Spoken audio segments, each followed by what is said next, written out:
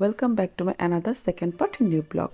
তারপর নবাবী ভোজে খাওয়ার পর আমরা ঠিক পাশেই মেলা হচ্ছিল, তো সেই মেলায় চলে গেলাম সবাই মিলে। তো মেলা যেতেই দেখলাম 3 পিস বাচ্চাদের কারুকাজ করার কিছু ফ্রক, আর এখানেও দেখলাম তার চাদর এবং মাটির কিছু চুড়ি বালা বা কিছু সুতোরও অর্নামেন্টস ছিল, ব্রেসলেট যাই বলো কিনা তোমরা।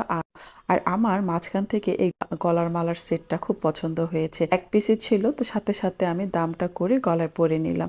তো মালাটা শেষমেশ নিয়ে নিলাম, আর সবাই মিলে আমাকে দেখছে যে আমি পরেছি এবং সবাই আমাকে বলছে যে ভালো লাগছে। তো এখন তোমরা আমাকে কমেন্টে অবশ্যই জানাবা যে মালাখানা পরে কেমন লাগছে আমাকে।